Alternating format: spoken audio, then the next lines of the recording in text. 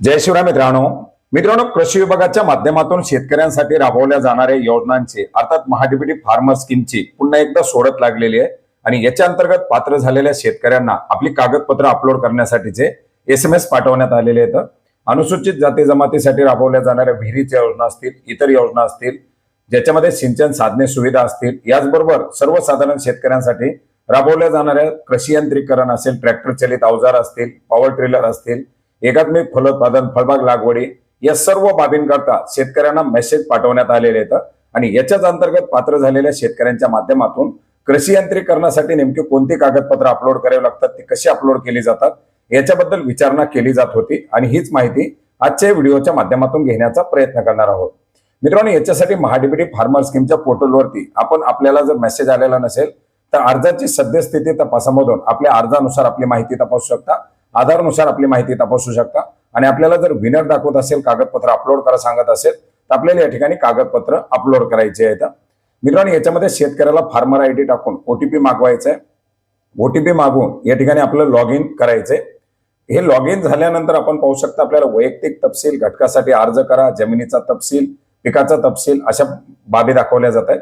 याच्यामध्ये चलन upload, DPR काम पूर्ण झाल्याचे प्रमाणपत्र याच्या अंतर्गत आपल्याला कागदपत्र अपलोड करायचे।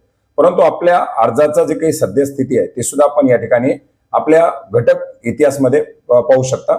याच्यामध्ये आपण छाननी अंतर्गत, अर्जाच्या अंतर्गत आपला अर्ज पाहू शकता। जर तो पात्र झालेला असेल तर आपल्याला या ठिकाणी विनर अपलोड डॉक्युमेंट अशा प्रकारे दाखवलं जाईल आणि कुठल्या बाबीसाठी आपल्याला कागदपत्र अपलोड करण्यासाठी सांगितलं जाते ती बाब सुद्धा या ठिकाणी दाखवली जाईल। आता या ठिकाणी आपण पाहू शकता जी काही कडबाकुट्टी आहे ट्रॅक्टर चलित, ती कडबाकुट्टी दाखवली जाते, त्यासाठी कागदपत्र अपलोड करण्यासाठी सांगितलं जाते। मग याच्यामध्ये चलन अपलोड DPR काम पूर्ण झाल्याचं प्रमाणपत्र याच्यावरती आपल्याला क्लिक करायचंय।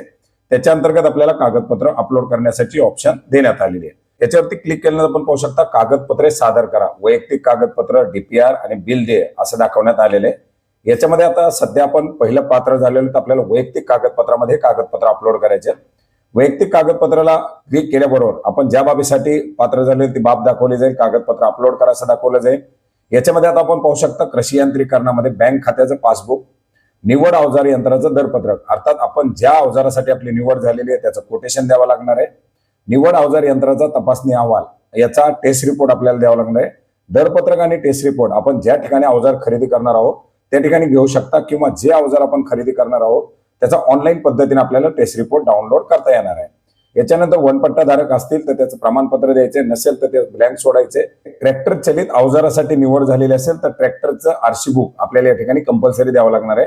आपल्या कुटुंबातील व्यक्तीच्या नावावरती किंवा आपल्या नावावरती ट्रॅक्टर असावा ही या ठिकाणी अट आहे आणि त्याचं एक RC बुक आपल्याला द्यावं लागणार आहे। याच्यामध्ये जी काही बाब आपण अपलोड करणार आहोत ती सिलेक्ट करायची आहे। ती सिलेक्ट केल्यानंतर आपल्याला कोणत्या साईजमध्ये या ठिकाणी पाहू शकता JPEG, JPG आणि PDF या साईज मध्ये आपण या ठिकाणी 15 KB पासून 500 KB पर्यंतची कागदपत्र अपलोड करू शकतो। आता जो टेस्ट रिपोर्ट असतो तो मोठा असतो, त्या टेस्ट रिपोर्टला आपल्याला पहिलं कॉम्प्रेस करून घ्यावं लागणार आहे। ऑनलाईन भरपूर सारे वेबसाईट आहेत त्यावरती आपण कॉम्प्रेस करू शकतो।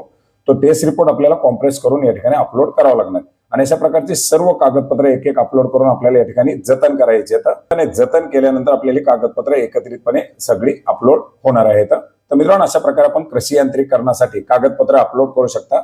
इतरही बाबींसाठी सोडत लागलेली जर इतर काही बाबींसाठी प्रश्न असतील तर नक्की कमेंट करा, त्याबद्दल देखील नक्की माहिती घेऊ। भेटूयात नवीन माहितीसह, नवीन अपडेटसह। धन्यवाद।